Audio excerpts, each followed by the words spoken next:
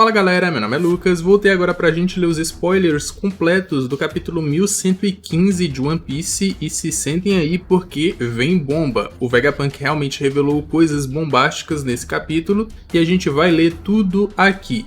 Mas antes, já deixa aquele like, se inscreve no canal se ainda não for inscrito e bora lá para a página do Twitter One Piece News. Se vocês quiserem saber todas as informações e spoilers sobre One Piece, vocês encontram nessa página do Twitter. Sigam os caras lá que na hora que eles postarem vocês já podem ver, antes até de eu gravar o vídeo aqui para vocês. Capítulo 1115, título: Fragmentos de Continentes. Capa: História de capa da Yamato. Recebi um bentô de Hiyori e Otoko. Yamato está sorrindo enquanto vê Hiyori e Otoko prepararem um bentô para sua jornada por Wano. Então até esse momento ela ainda não iniciou a sua jornada pelo país de Wano. O capítulo começa onde o anterior terminou. Vemos mais reações sobre as palavras de Vegapunk em todo o mundo. Em Wano, onde a bandeira do Chapéu de Palhas está perto do castelo, as pessoas estão ouvindo a mensagem do Vegapunk com o Dendemushi do antigo Orochi. Vemos Momonosuke, Kinemon, Otama e Shinobu comendo dangos. Momonosuke: então Joy Boy era um pirata assim como Luffy? Kinemon: você conhece esse nome? Ele conhece esse nome porque ouviu a Zunisha falar sobre a volta do Joy Boy quando Luffy despertou. Então, ele conhece o nome Joy Boy, só não sabia quem era. Corta para a prisão da base da Marinha G4, onde vemos que Demaro Black e sua tripulação também estão ouvindo a mensagem de Vegapunk. Eles agora estão fazendo cosplay dos piratas do Kid. E isso aí vai causar muito... Isso aqui foi muito engraçado inicialmente e vai causar muita confusão, porque aparentemente os piratas Kids foram dizimados. A gente não sabe nem o estado de Killer e Kid, que são os principais daquele bando. Mas agora o Demaro Black vai navegar pelos mares, se passando pelo Kid não tem nem o que ele fazer. Porque até que ele volte a navegar mais uma vez vai demorar e muito. Fakes Piratas Kid. Quem será mais forte? Joy Boy ou o nosso Capitão Kid? Os caras são muito engraçados, velho. Demaro Black, Fake Kid. É injusto comparar, já que Joy Boy está morto. Não me comparem a esse cara. Ele tá morto, não tem o que ele fazer comigo. Eu sou mais forte. A transmissão de Vegapunk continua, enquanto vemos que Luffy, Dory e Brog ainda estão fugindo de Warkuri. E esse aqui é o Gorosei até então, que deu mais trabalho pro Luffy, dos que o Luffy enfrentou no caso. Vegapunk: para explicar o motivo de Joy Boy ter se chamado de pirata, devo primeiro falar sobre o século perdido. Eu só li uma pequena parte dos poneglyphs, mas os poneglyphs são registros de uma batalha intensa travada durante o século perdido. E aí a gente vai lá pra continuação. Vegapunk: o inimigo de Joy Boy era o atual governo mundial, Warkuri. Vegapunk: cortando para o laboratório, vemos que Mars está andando por um corredor, emanando seu haki do rei em um painel hype. Depois que ele passa, muitos Dendemushi caem no chão inconscientes. Vegapunk: para ser mais preciso, os inimigos de Joy Boy eram um exército da aliança de 20 nações que mais tarde se tornaria o governo mundial. Em outras palavras, Joy Boy e seu grupo eram tão robustos que tais forças eram necessárias para combatê-lo. Então precisou de 20 nações reunidas para bater de frente com o bando do Joy Boy, ou para bater de frente com o grupo do Joy Boy. Enquanto Vegapunk diz isso, vemos um painel onde Joy Boy, em forma de Nika, que parece o Gear 5 do Luffy, está lutando contra vários reis. Todos eles são apenas silhuetas. E eu me pergunto se essa forma de Nika, que parece muito com o Luffy, foi a primeira vez que o Oda nos mostrou Nika, que foi quando aquele cara lá do bando do Kaido, que agora eu esqueci o nome, mas que lutou com o Jinbe, perguntou se o Jinbe sabia alguma coisa sobre o Deus do Sol, sobre Nika. Afinal de contas, os tritões sempre foram escravos ou algo do tipo. Então eu me pergunto se essa silhueta vai ser igual àquela que o Oda mostrou a primeira vez, tanto com a espada quanto com a lança na outra mão, se eu não estiver enganado. Vegapunk continua: como não possuo informações sobre o que inflamou essa batalha, vou descrevê-la como um choque entre dois ideais. E nenhum dos dois lados pode ser definido como bom ou mal. São só pontos de vista diferentes e aquele que se sobressai sempre é dito como o bom, ou sempre reescreve a história se passando como o bom. Corta para Zou, onde vemos que alguns Minks, como Carrot, vestida em uma nova roupa, e Wanda estão ouvindo a mensagem de Vegapunk. Zou está ouvindo também. Vegapunk: como mencionei antes, a nação onde Joy Boy nasceu era algo que você não acreditaria que existia há 900 anos. As armas que existiam naquela época ou naquele século de guerra parecem ser artesanatos que não podem ser recriados com as tecnologias atuais. E isso inclui até a mim, o gênio na verdade.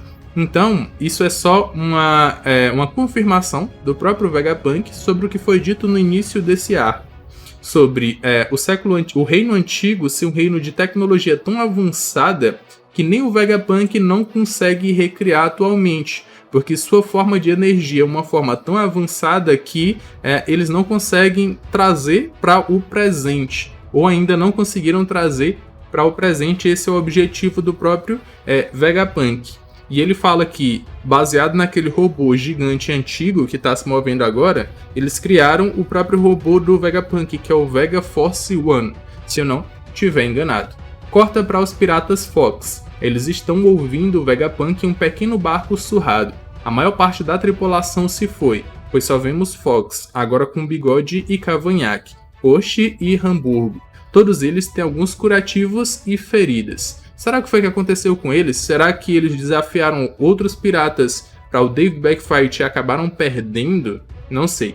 Fox, do que diabos ele está falando? Aquela cabeça de amendoim. Falou o cara que tem a cabeça rachada que todo mundo zoava no momento em que ele apareceu. Push, ô chefe, a propósito, estou morrendo de fome. Vegapunk. E é daí que vem o nosso problema. De volta a Egghead, Edson pede para que Stussy fuja. Ela não precisa mais se preocupar com a barreira, já que é inútil contra os Gorosei. Corta para o grupo da Nami. Nami diz que eles precisam se apressar, já que os navios de guerra da marinha estão se reunindo ao redor do navio de Elbaf. Zoro e Jinbei estão quase chegando ao navio. Então Zoro e Jinbei estão quase chegando ao navio de Elbaf e eles serão uma grande força para acabar com esses navios de guerra da marinha que estão chegando em volta do navio. O Zoro já mostrou que consegue cortar um galeão gigantesco só sem muito esforço. Então, para acabar com alguns navios não seria muito problema. De volta a Stussy, ela está conversando com Kako muito triste. Stussy, não sei o que fazer. Agora que Stella se foi, perdi meu propósito de vida. E aí vem a questão. Será que ela vai ganhar um novo propósito ao fugir da ilha com os Mugiwaras? Será que existe alguma possibilidade de ela ser importante para o bando e continuar navegando com ele? Não diria que ela viria a se tornar um Mugiwara. Mas, por exemplo, se nenhum dos Vegapunks conseguirem sair da ilha como o Vegapunk realmente queria desde o começo, pode ser que a Stussy receba esse propósito do Vegapunk, ela tenha esse propósito herdado e navegue com os Mugiwaras até o final para descobrir a verdadeira história em nome do Vegapunk ou algo do tipo, já que para ele, ela sempre foi uma humana normal como qualquer outra pessoa, mesmo que ela tenha sido a primeira clone que deu certo ou que foi um sucesso. Nasujuro se liberta dos gigantes e ataca Bonnie, mas Franky atira do caminho para evitar o ataque. O ataque de Nasujuro corta facilmente a figura da proa do navio de Elbaf. Nasujuro: você falou demais, Vegapunk. Ark, todos esses sinais irritantes de vida. Nesse momento, Nasujuro salta no ar e em uma página épica dupla, ele corta toda a nuvem sob Punk Records ao meio, libertando todos os agentes da Cypher Pool e o Seraphim. Todos eles caem na parte inferior de Egghead. E esse aqui pode ser tanto um problema quanto uma solução para os Chapéus de Palhas. Porque os Serafins, quem tem a maior chave de comando dos Serafins é os Goroseis. Mas existem dois Serafins que podem lutar a favor dos Mugiwaras. Esses dois são a Serafim da Boa Hancock, que muito provavelmente a maior ordem vai ser do próprio Luffy, ou no caso, um pedido do Luffy teria uma autoridade maior até que uma ordem de um Gorosei, e o próprio Serafim do Kuma. Como foi dito pelo Vegapunk, todos os clones do Kuma que têm a aparência do Kuma, eles são incapazes de atacar a Bonnie, ou seja, ela pode ter a maior autoridade em cima do Serafim do Kuma também. Então pode ser uma carta a favor ou uma carta contra os Mugiwaras. O discurso de Vegapunk continua. Vegapunk.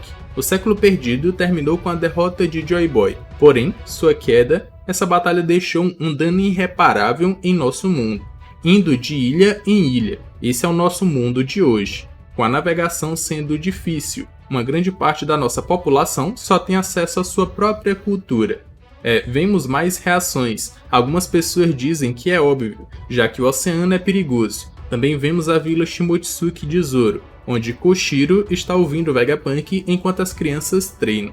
Vegapunk, isso é senso comum nosso, mas isso não se aplica ao mundo que existia há 1000 anos atrás. Podemos assumir que o nosso mundo costumava ser vários continentes ao mesmo tempo. E é aqui que começa a parte bombástica desse capítulo, e a gente vai entrar nela agora. Vegapunk. As mudanças climáticas catastróficas que ocorreram durante o século perdido submergiram o mundo inteiro com a elevação de 200 metros de água do mar. Então naquela época, aquela batalha foi tão gigantesca que fez o mundo aumentar 200 metros da água do mar. Se o uso da Mater Flame, que é capaz de dizimar uma ilha inteira, fez com que o mar subisse 1 metro, qual tipo de arma seria absurda o suficiente para fazer o mar subir 200 metros? Vê só o quão absurdo não é isso. As ilhas que vivemos agora são apenas fragmentos dos continentes que existiram. O mundo de 1000 anos atrás está agora afundado nas profundezas da água e não pode ser encontrado em lugar nenhum. Essa afirmação aqui do Vegapunk ela é bastante importante porque ele está revelando pra gente que o mundo de One Piece antes era parecido com o nosso mundo agora, que é formado por continentes. Mas aquela batalha que aconteceu durante o século perdido fez com que o mar subisse 200 metros e o resultado disso foi a população do mundo tendo que viver reclusa dentro de vários fragmentos dessas terras que hoje em dia são as ilhas. E isso reduziu em muito o contato entre as populações, fazendo elas ficarem reclusas às suas próprias culturas. E essa não deixa de ser uma forma de dominação do governo mundial. Se você não tem a comunicação entre ilhas ou entre culturas, ou a pouca comunicação entre culturas, você consegue dar informações diferentes para cada ilha e fazer com que elas trabalhem para você sem que elas saibam que estão lutando entre si ou alguma coisa do tipo, ou competindo entre si. Então é só mais uma forma de dominação do governo mundial, o que quer nos dizer que o possível responsável por isso, no caso, é o governo mundial. Enquanto o Vegapunk fala, vemos outra página dupla épica, mostrando ruínas de cidades no fundo do mar. Vemos mais reações em todo o mundo, como o Exército Revolucionário, Dragon, Sabo e Ivankov no Kamabaka Kingdom, e Nojiko e Genzo na Vila Kokoyashi de Nami. Genzo: Nojiko, onde está indo? Nojiko: diga-me o que ele disse depois, vou verificar a fazenda de Mikans. No Reino Sakura de Chopper, Dalton e Kureha estão ouvindo a mensagem de Vegapunk com alguns cidadãos. Kureha: hehehehe. Parece que ainda existem muitas coisas interessantes nesse mundo. Vemos também a Miss Golden Week, Miss Merry Christmas e Miss Valentine na ilha, onde está localizada a New Spiders Café. As pessoas daquela ilha olham para uma montanha e dizem que não conseguem acreditar que ela tinha mais de 200 metros de altura no passado. Dizem também que muitas pessoas devem ter morrido devido ao aumento da água do mar. Se a Mater Flame dizimou uma ilha inteira e aumentou 1 metro no nível do mar, e isso já acabou com inúmeras ilhas que já afundaram só por esse aumento de 1 metro, quantas pessoas não morreram quando continentes inteiros foram submersos pelo mar? Vê só quantas pessoas não morreram e quantas mortes o governo mundial já não causou só naquela época. Vegapunk continua. Por que o nível do mar subiu durante aquele século? Seria razoável supor que tais calamidades são geralmente causadas por desastres naturais. Mas depois da minha pesquisa, posso dizer que é impossível que tantas mudanças possam acontecer num período de apenas 100 anos. E isso também está muito ligado, ou pode nos dizer, a questão da evolução da própria raça humana como a gente conhece hoje em dia. Não teria como o ser humano como é hoje ter sido criado em um curto período de tempo. Foram várias evoluções e evoluções até chegar ao que a gente é hoje no mundo da gente, sem estar falando até de One Piece.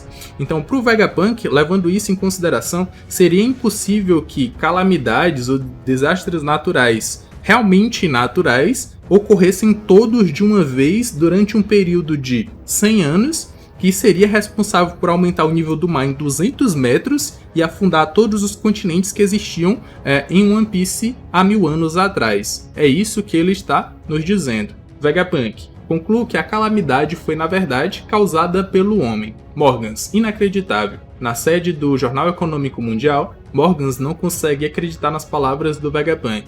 Vivi cobre a boca de Morgans para continuar ouvindo a Vegapunk. Vegapunk: o outro dia, quando detectei um aumento no nível do mar em todo o mundo, cheguei à minha conclusão: a razão e a identidade. Vemos os rostos de Mars, Saturne e o Arcuri, enquanto Vegapunk diz as últimas palavras. Vegapunk: as armas ancestrais que afundaram o mundo há 800 anos ainda existem hoje, e estão esperando o dia em que serão usadas novamente. Corta para Marie-Joyce na página final do capítulo. Imu, silhueta, está na Sala das Flores brincando com as borboletas. O capítulo termina com um close de Imu, enquanto Vegapunk fala: Imu, Vegapunk.